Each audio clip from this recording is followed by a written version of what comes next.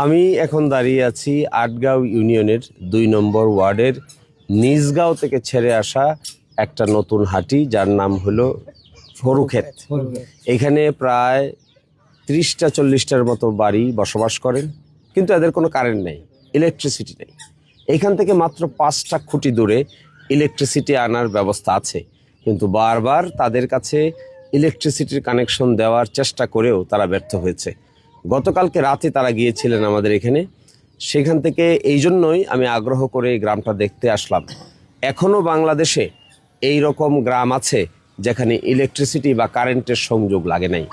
কারেন্টের সংযোগ না লাগলে তাদের বাচ্চারা কি করে লেখাপড়া করবে, কি করে তারা একটু আলোতে জীবনযাপন করবে? এখনও কুপি বাতি দিয়ে জীবন চলে, আর পুরনো আমলের সেই চুলায়।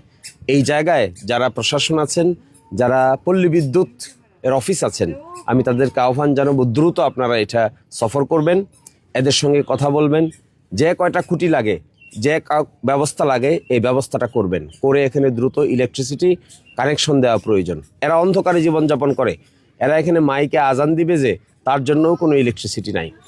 আজও বাংলাদেশে এরকম অবস্থা আছে, এটা ভাবতেও অবাক লাগে আমাদের। আবার এই ইউনিয়নে আমার বাড়ি, আমার নিজেরও লজ্জা লাগে, নিজেরও শরম লাগে যে এখনও এই ভাটি বাংলার মধ্যে এই হাওর অঞ্চলে এমনও গ্রাম আছে যেখানে ইলেকট্রিসিটি লাগে নেই।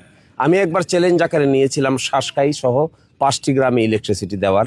পল্লী বিদ্যুৎকে আমি ধন্যবাদ জানাই, তারা সেখানে ইলেকট্রিসিটি কানেকশন দিয়েছে। কিন্তু অতি দ্রুত এই গ্রামে যারা ছেড়ে আসছেন নিজগাঁও থেকে, তাদেরকে যদি ইলেকট্রিসিটি কানেকশন দিতে না পারেন তাহলে মানুষ অন্ধকারেই থেকে যাবে। আর তাকিয়ে দেখেন এদের চেহারার দিকে, এরা হলো এখানকার নারী বাসিন্দা, এরা হলো এখানকার পুরুষ বাসিন্দা। এদের কি জরাজীর্ণ জীবন, আর কত সংক্ষিপ্ত আকারে তারা জীবন যাপন করে। কোথা থেকে আয় হবে, কোথা থেকে ব্যয় হবে, কি খাবে, সন্তানেরা কোথায় লেখাপড়া করবে, লেখাপড়া করে তারপরে তারা কি করে দেশে কিছুটা হলেও নিজের সন্তানদেরকে শিক্ষিত করে গড়ে তুলবে, তার কোনো বন্দোবস্তও এখানে নাই।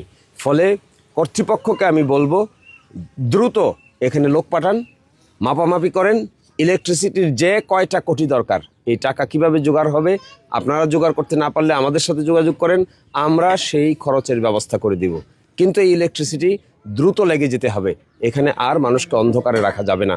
আধুনিক যুগে এভাবে মানুষ অন্ধকারে বসবাস করে, এ কথা বললেও কিছুটা শরমের, কিছুটা লজ্জার হবে। এই জন্য এদেরকে সাথে নিয়ে সকলকে আমি এই আহ্বান জানাচ্ছি। কিংবা যে যে রাজনীতি করেন না কেন, এই সমস্ত ক্ষেত্রে কোনো রাজনীতি করার প্রয়োজন নাই। এই সমস্ত ক্ষেত্রে মানুষের অসহায়ত্বকে নিয়ে কোনো রাজনৈতিক কর্মকাণ্ড পরিচালনা করার কোনো দরকার নাই। যদি কারো সামর্থ্য থাকে আপনারা সকলে মিলে চেষ্টা করুন, এখানে ইলেকট্রিসিটি লাগুক, কারেন্ট লাগুক, তারপরে রাজনীতি যে যারটা করবেন। কিন্তু ইলেকট্রিসিটি নাই, অন্ধকারে বসবাস করে কিসের রাজনীতি হবে, আর কিসের দেশ নীতি হবে, আর কিসের পেট নীতি হবে?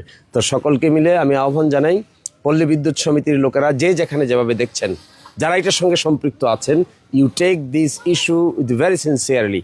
এবং এই ক্ষেত্রে আমরা সব সময় এদের সহযোগিতা করতে চাই। দ্রুতই করেন এটা, প্রয়োজন হলে ইমার্জেন্সি বেসিসে লোক পাঠিয়ে এটি ব্যবস্থা করা দরকার। আর তারা দরখাস্ত করেছিল, আমাকে বলেছেন, কিন্তু সেই দরখাস্তটা নিষ্পত্তি মনে হয় এখনও করতে পারেননি।